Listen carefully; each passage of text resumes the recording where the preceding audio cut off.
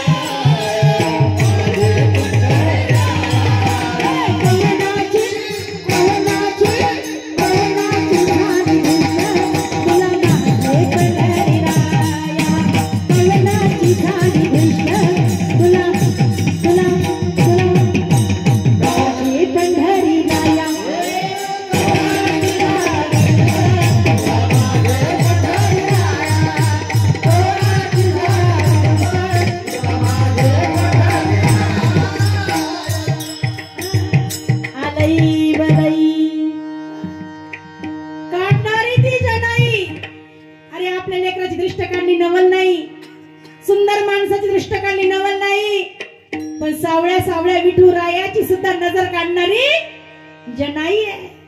Verde Maharaj काय अधिकार असावा जनाईचा.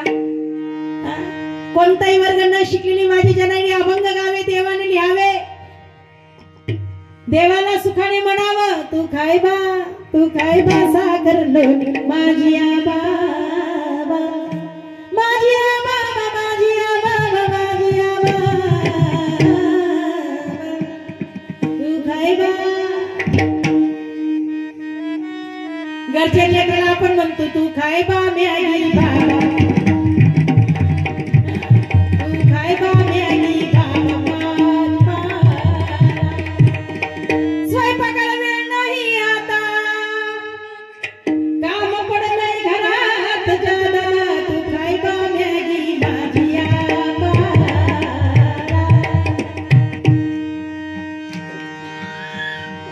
झालंय असं बाबा तुम्ही जर दुपारी घरी आले आणि जर लग्न राहिलं गावात नाही जेवून आले ना तर बाई स्वयंपाक करेल का नाही गॅरंटी नाही. बरं एखादं पोरग म्हटलं आई भूक लागली शाळेतून आल्यावरती माय म्हणती मेल्या खिचडी काही खाल्ली नाही का.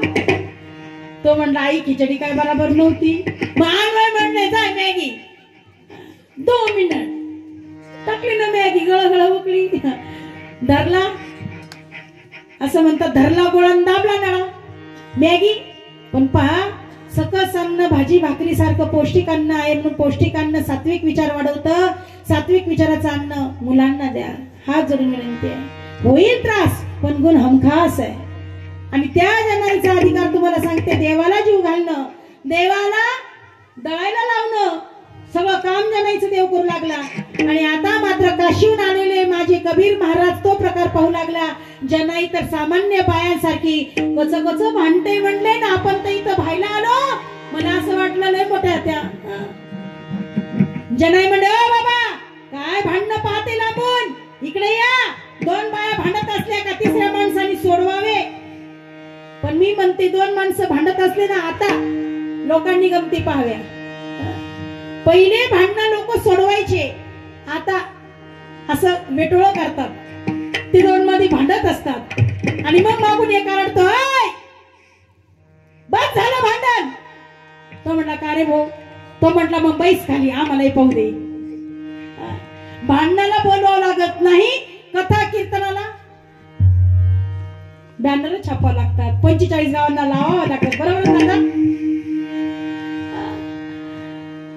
आणि ते भांडण कबीर महाराज म्हटले, बाबा जनाई तुम्हाला भेटायला आलं, तुम्ही अशा भांडतात. नाही रे म्हणले, बाबा न्याय द्या. हिच्या पोत्यातल्या गौऱ्या माझ्या आहे. म्हटले, त्याच्यावर काही नावच आहे. कोणाचं? विदात ज्ञानेन ठाण शिज्ञाती लाती गृह्णाती इति विठ्ठला. विठ्ठल विठ्ठल विठ्ठला, हरि ओम विठ्ठला.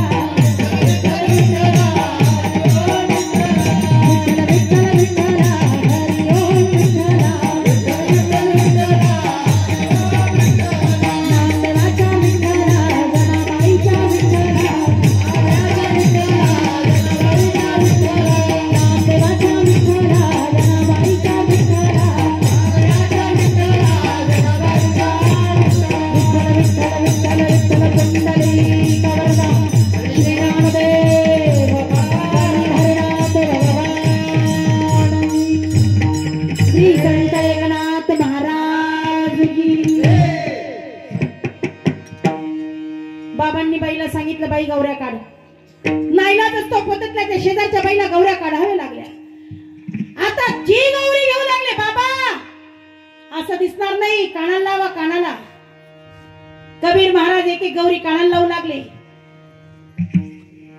तोंड असलेले माणसं बोलू शकतील नवल नाही, पण निर्जीव असलेली गौरी, ज्या जनाबाईच्या हातातली विठ्ठल नाम चिंतनातली गौरी मात्र कबीर महाराजांच्या कानात विठ्ठल विठ्ठल म्हणू लागली. आणि त्यावेळेला कबीर महाराजांना अधिकार कळाला की संत कसे होते. संतांचा महिमा बहु दुर्गा, संतांचा महिमा बहु दुर्गा.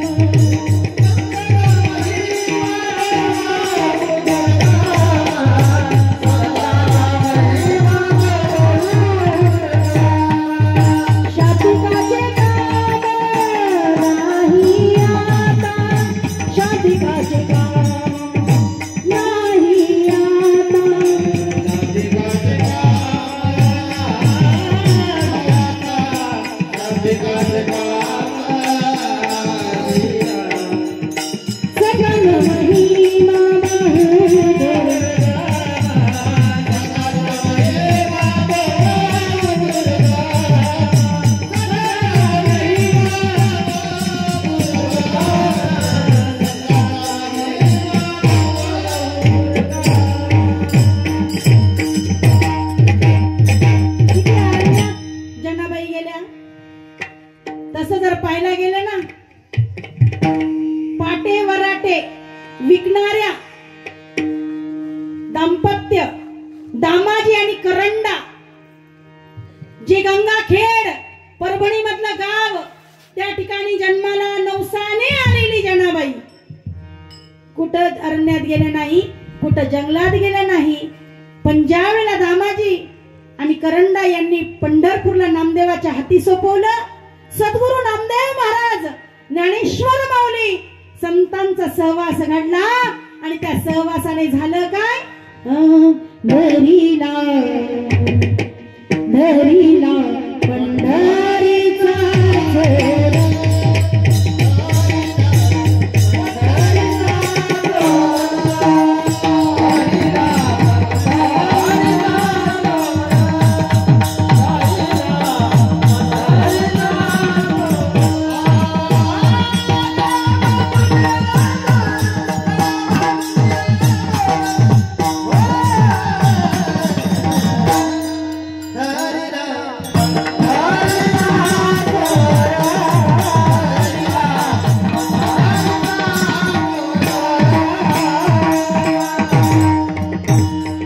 जनाबाईच्या भक्तीने देव सुखाने घरी आला. तुकोबराय दुसऱ्या चरणात सांगतात.